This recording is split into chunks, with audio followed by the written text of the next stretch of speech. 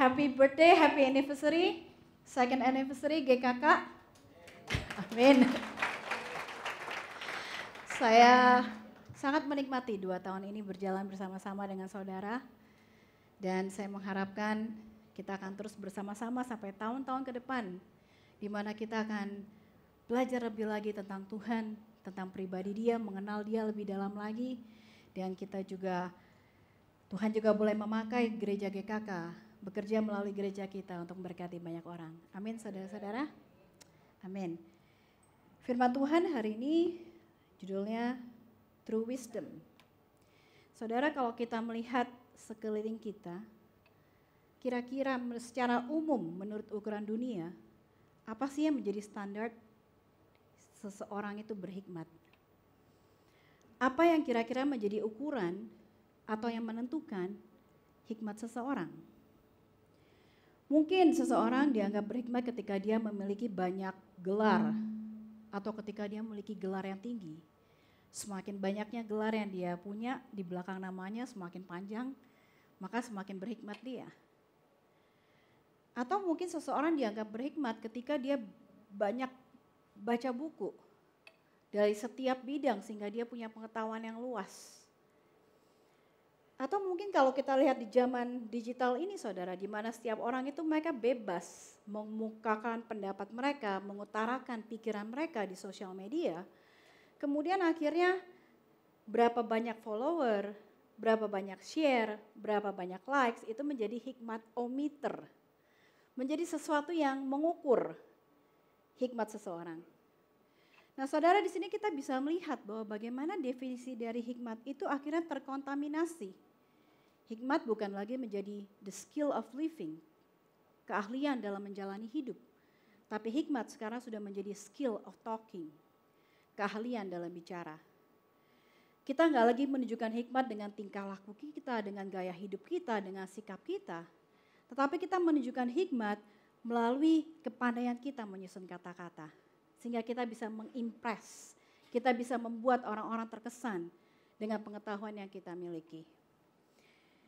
Saudara, Yakobus juga menghadapi hal yang sama ketika dia menulis suratnya kepada 12 suku Israel. Di suratnya dia menulis kepada mereka yang memiliki sikap yang arogan. Sikap di mana mereka berpikir mereka lebih hebat dari orang lain, lebih tinggi dari orang lain. Dan kebanyakan dari mereka adalah guru, kebanyakan dari mereka adalah pengajar. Yang merasa bahwa mereka itu berhikmat karena pengetahuan yang sudah mereka miliki itu banyak.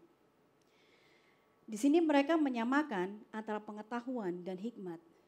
Dan ini akhirnya menjadi standar bagi mereka untuk menentukan siapakah yang berhikmat.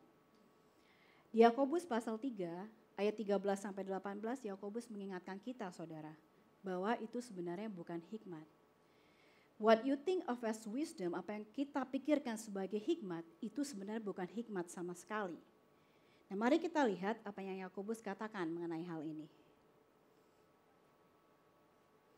Yakobus 3 ayat 13-14. Siapakah di antara kamu yang bijak dan berbudi? Baiklah ia dengan cara yang hidup yang baik menyatakan perbuatannya oleh hikmat yang lahir dari kelemah lembutan. Jika kamu menaruh perasaan iri hati dan kamu mementingkan diri sendiri, janganlah kamu megahkan diri dan janganlah berdusta melawan kebenaran. Saudara, di sini Yakobus bertanya, siapa yang merasa dirinya berhikmat? Siapa yang merasa kita adalah orang bijaksana? Well, Yakobus bilang kalau kita merasa kita berhikmat, seharusnya itu terlihat di dalam sikap dan tindakan kita. Kalau kita ingat di pasal sebelumnya di Yakobus 2, Yakobus berkata, tunjukkan imanmu melalui perbuatanmu. Hal yang sama dikatakan Yakobus di sini, tunjukkan hikmatmu melalui perbuatanmu. Maka di sini Yakobus mengingatkan kita saudara untuk memeriksa hati kita. Ada nggak sih perasaan iri hati dalam hati kita? Ada nggak rasa iri dalam hati kita ketika mungkin teman kita lebih berhasil atau lebih populer daripada kita? Apakah ada rasa ingin bersaing di dalam hati kita? Apakah ada perasaan nyut gitu ya di hati nggak enak ketika orang lain yang dipuji dan bukan kita yang dipuji? Ataukah kita ingin lebih tampil dari orang lain karena kita merasa kita lebih hebat? kita lebih layak, kita lebih mampu? Jika jawabannya ialah ya, itu artinya saudara kita masih mementingkan diri kita sendiri. We are still self-focused, masih fokus kepada diri kita. Dan Yakobus mengingatkan kalau hal ini masih ada dalam hatimu, jangan memegahkan diri dengan berkata bahwa engkau berhikmat. Karena ketika engkau berkata itu, engkau sebenarnya sedang berbohong kepada orang lain dan juga kepada dirimu sendiri. Maka di ayat 15, Yakobus berkata, itu bukanlah hikmat yang datang dari atas, tetapi dari dunia, dari nafsu manusia, dan dari setan-setan. Basically Yakobus berkata gini saudara, meski kamu memiliki pengetahuan yang luar biasa, meski kamu mungkin memiliki banyak follower, banyak fan, tetapi kalau hati kamu masih dipenuhi dengan iri hati, motivasi hidup kamu masih karena kamu mementingkan diri sendiri, janganlah kamu menganggap diri kamu bijaksana. Karena apa yang kamu pikir hikmat, itu bukan hikmat yang sesungguhnya. Itu bukan dari Tuhan. Itu dari kedagingan kita. Karena iri hati dan mementingkan diri sendiri itu saudara itu enggak datang dari Tuhan. Itu sifat yang datang dari kedagingan kita sendiri. Pada hari ini saya mau mengajak setiap kita di sini untuk menyelidiki hati kita. Untuk melihat motivasi kita. Ketika kita melakukan segala sesuatu tindakan-tindakan dalam hidup kita saudara. Apakah kita membaca firman karena sungguh kita mau mengenal Tuhan, karena sungguh kita mau tahu pribadi Dia? Apakah kita membaca buku-buku rohani karena sungguh kita mau mengenal Dia lebih dalam, ataukah supaya kita hanya mengumpulkan pengetahuan-pengetahuan agar kita bisa terlihat pandai?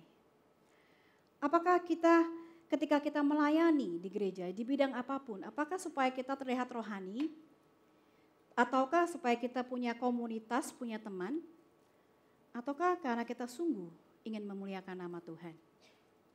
Ketika kita membantu sesama kita, apakah supaya kita terlihat baik, supaya kita dipuji, supaya orang itu nanti berhutang budi dengan kita, ataukah karena kita ingin mencerminkan kasih Kristus dan kita sungguh ingin menolong mereka? Sangat penting bagi kita saudara untuk tahu apakah tindakan kita didasari oleh hikmat Tuhan ataukah didasari oleh kepentingan diri kita sendiri. Ini bukan untuk buat kita merasa tertuduh, bukan. Tetapi untuk kita melihat diri kita secara jujur. Agar kita bisa tahu kondisi hati kita di mana, agar itu bisa diperbaiki. Ingat minggu lalu Pastor Jilanto bilang kalau kita ingin disembuhkan, kita harus mendiagnosa diri kita. Nah di ayat selanjutnya saudara, Yakobus memberikan cara bagaimana kita bisa melihat apakah kita ini sungguhnya berjalan dalam hikmat Tuhan atau tidak. Kita baca ayat 16. Sebab di mana ada iri hati dan mementingkan diri sendiri, di situ ada kekacauan dan segala perbuatan jahat. Saudara, rasa iri hati, rasa mementingkan diri sendiri itu akan menimbulkan kekacauan.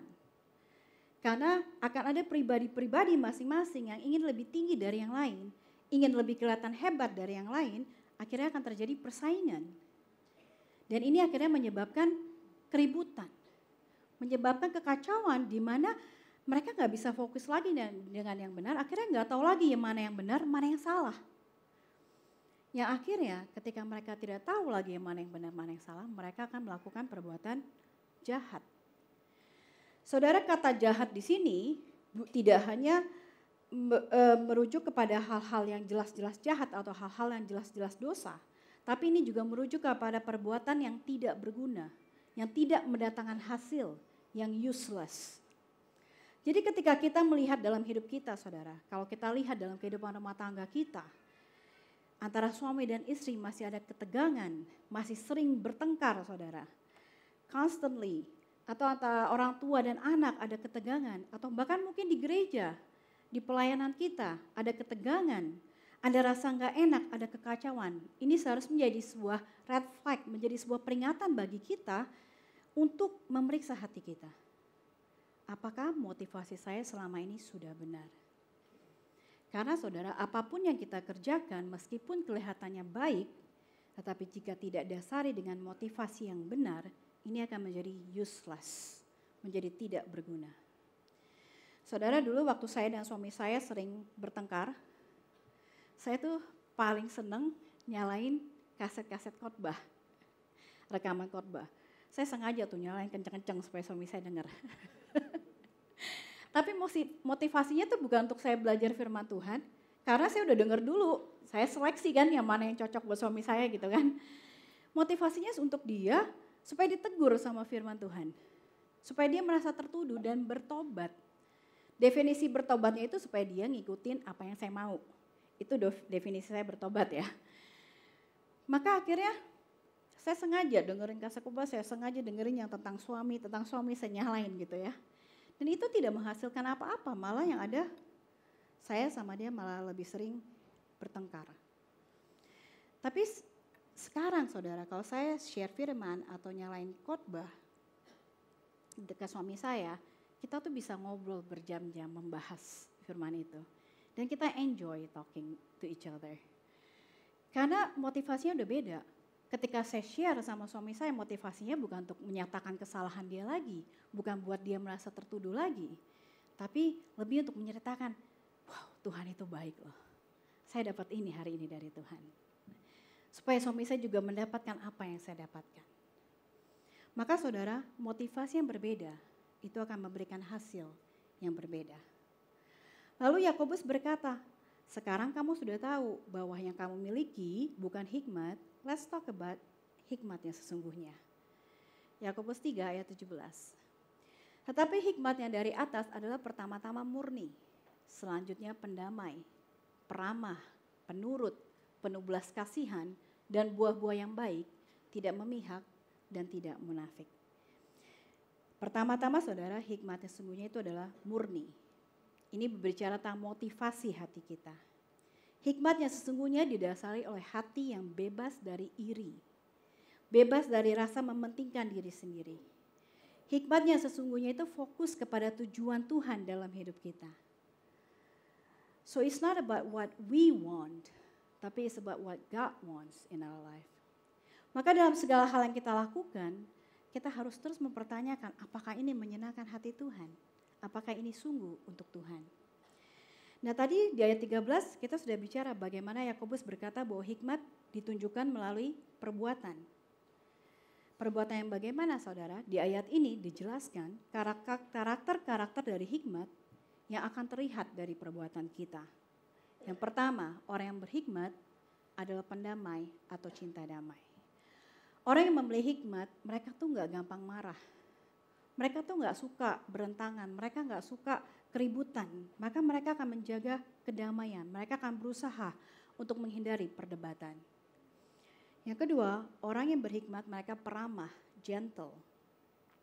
Saudara, orang seperti ini kalau bicara tuh santai. Dia tenang, nadanya gak ngegas gitu ya, gak gampang kesel. Ketika ada yang salah, mereka akan menegur dengan cara yang baik, dengan kata-kata yang baik, dengan gentleness. Orang-orang yang ramah, mereka biasanya gampang memaafkan kesalahan orang lain. Yang ketiga, orang yang berhikmat ialah penurut. Orang yang berhikmat ini mau mendengarkan nasihat orang, mau menerima masukan. Mereka mempunyai hati yang bersedia untuk diajar. Maka orang yang berhikmat itu gak akan tersinggung kalau ada yang kasih masukan. Mereka gak akan marah. Tapi mereka akan menerima masukan itu, merenungkan nasihat itu. Dan kalau mereka melihat ternyata nasihat itu benar, mereka gak akan sungkan mengubah cara pandang mereka. Dan ini menunjukkan sebuah kerendahan hati.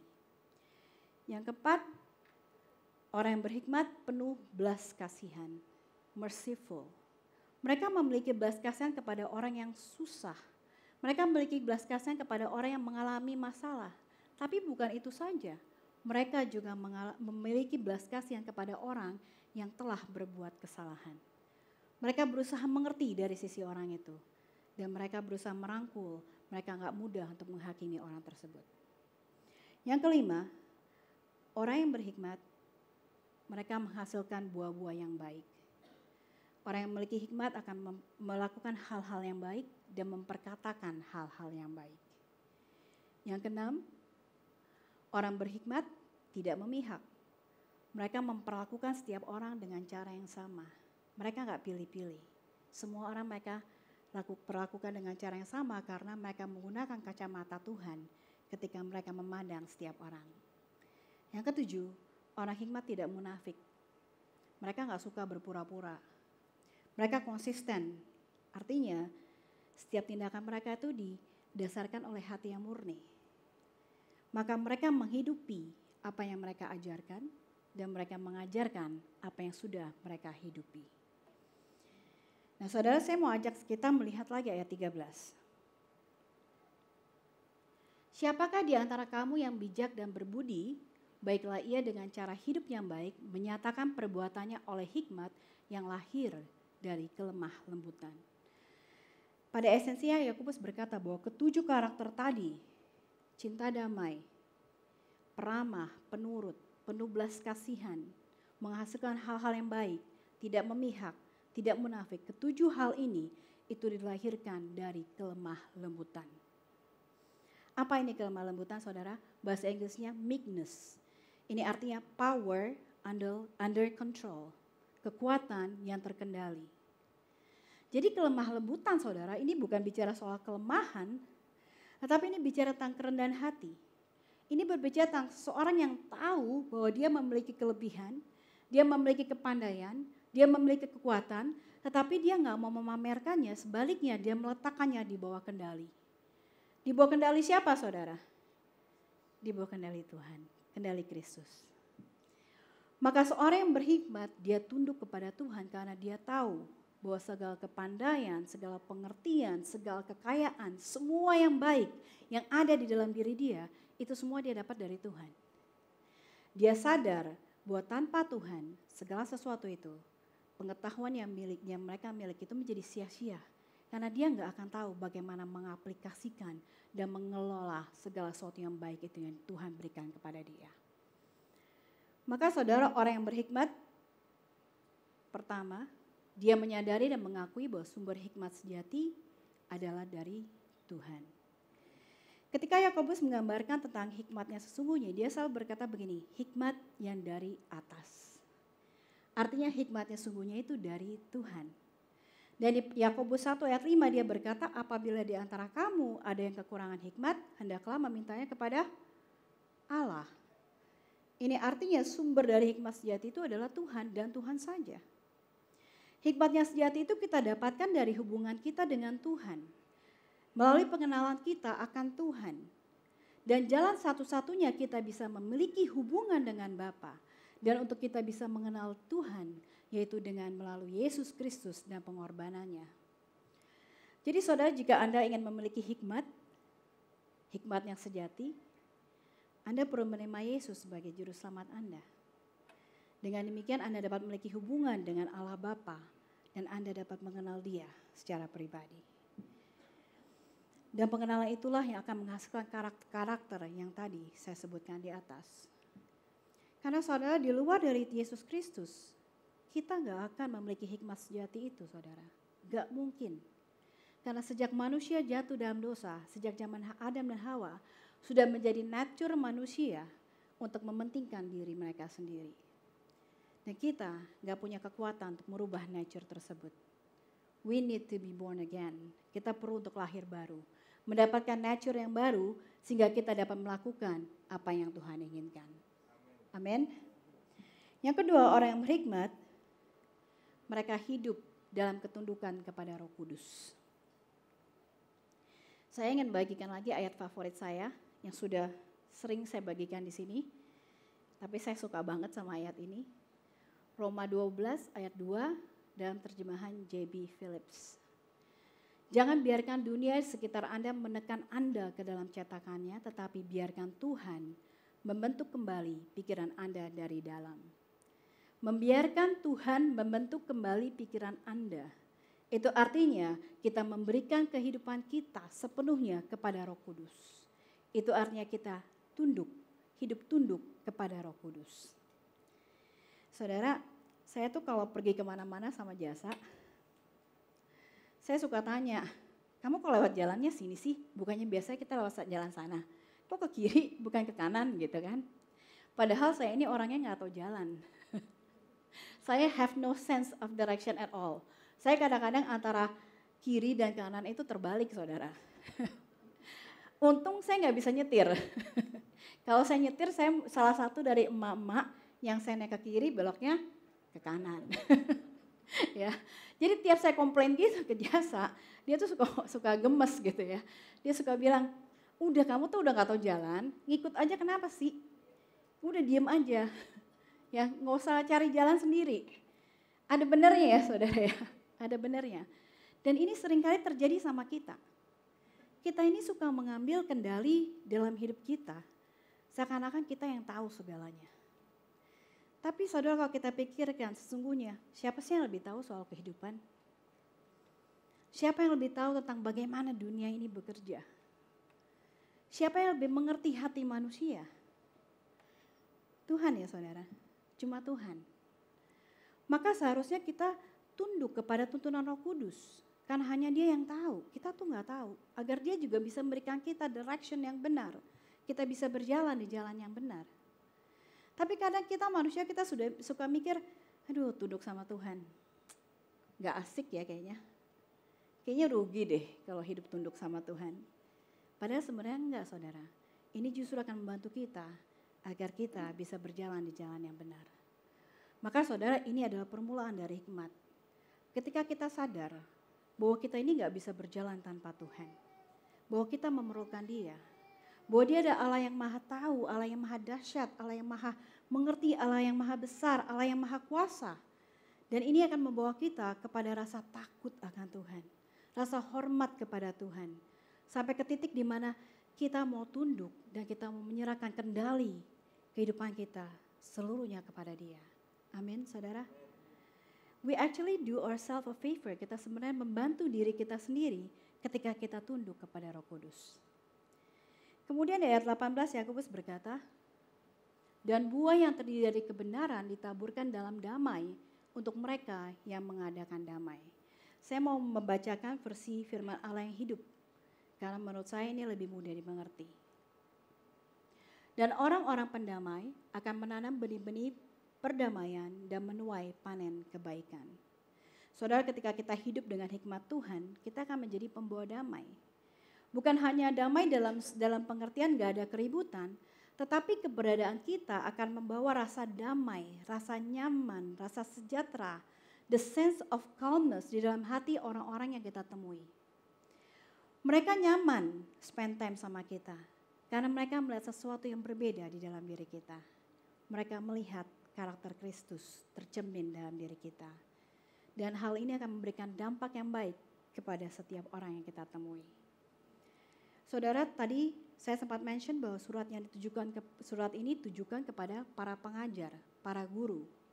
Di mana saat itu banyak orang Yahudi, mereka berlomba-lomba, mereka mau menjadi pengajar, mereka mau menjadi guru karena ini merupakan posisi yang terhormat bagi mereka. Dan mereka mau menunjukkan bahwa mereka berhikmat, bahwa mereka memiliki pengetahuan yang luar biasa. Tetapi mereka berkata dengan berkata, bukan itu tujuan saya. Saya melakukan ini untuk memberikan dampak yang baik bagi kehidupan orang-orang. Saya mau melayani dan ini memberkati orang banyak. Maka di perikop ini Yakobus menjawab mereka, jika kamu ingin memiliki dampak yang baik pada kehidupan seorang, maka ajarkan mereka bukan hanya melalui perkataanmu, tetapi juga perbuatanmu. Don't just tell them, show them. Tunjukkan kepada mereka. Tindakan kita seharusnya mendukung pengajaran kita. Dan ini menjadi sebuah reminder buat saya saudara. Ketika saya mempersiapkan khotbah ini, saya mengambil waktu untuk merenungkan dan menyelidiki hati saya. Dan saya sadar Tuhan, ternyata saya belum humble. Saya belum memiliki kerendahan hati yang seharusnya Tuhan. Karena seringkali saya fokus kepada diri saya. Seringkali saya suka ngomong, Tuhan saya khotbah apa supaya orang kagum sama saya. Supaya orang suka sama saya. Kalau saya ngomong begini, nanti orang kesel gak ya sama saya? Saya fokus kepada diri saya sendiri. Tetapi saya bersyukur saudara, karena Tuhan begitu sayang sama saya. Tuhan gak membiarkan saya punya pikiran-pikiran yang salah. Dia berbicara kepada saya melalui firman ini. Dan melalui firman ini Tuhan mengingatkan saya untuk memindahkan, stop focus on yourself, stop focusing on yourself. Untuk stop fokus kepada diri saya, tapi beralih fokus kepada Tuhan. Fokus kepada memberikan, bukan memberikan wisdom saya kepada jemaat, tapi fokus untuk memberikan wisdom Tuhan kepada jemaat. Dan saya bersyukur, saya diberkati melalui firman ini karena Tuhan menegur saya. Saudara, kita ingat visi kita tahun ini? Ada yang ingat gak visi kita tahun ini? Saya ingatkan lagi ya. Bersinar di dalam kegelapan. Saudara, this is how we shine. Bukan dengan menunjukkan kepandaian kita. Bukan dengan menunjukkan berapa banyak pengetahuan yang kita miliki. Bukan dengan menunjukkan pandainya kita bersilat kata. Tapi dengan menunjukkan karakter Kristus di dalam tindakan kita sehari-hari. Sehingga orang-orang sekitar kita, mereka akan terpukau, mereka akan terkagum. Bukan dengan kita, tapi dengan keindahan Tuhan. Dan mereka pun akan tertarik untuk mengikuti Dia dan mengenal Dia lebih dalam lagi. Jadi saudara, hikmat itu bukan sekedar pengetahuan di kepala kita, tetapi hikmat ini adalah a lifestyle, gaya hidup. Artinya ini bukan sesuatu yang bisa kita dapatkan dalam waktu 1-2 hari atau bahkan 1 bulan. Ini bukan sesuatu yang kita bisa dapatkan dengan membaca buku 100 buku lalu kita tiba-tiba jadi berhikmat.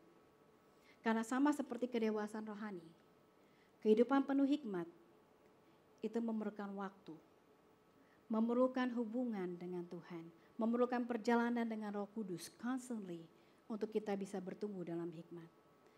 Dan melalui hubungan kita dengan Tuhan, kita akan semakin hari, semakin mengenal Dia. Dan Dia akan bawa kita semakin hari, semakin berhikmat. Dan kita akan semakin bersinar di dalam kegelapan. Amin. Excited gak sih saudara? Amin. Saya excited. Saya excited menjalani hidup ini bersama dengan Tuhan. Saya excited untuk menjadi terang, untuk menjadi sinar yang bersinar di dalam kegelapan. Amin. Saya minta para musik maju ke depan. Para petugas perjamuan kudus untuk maju ke depan, saya minta para jemaat untuk berdiri, kita akan mengadakan perjamuan kudus.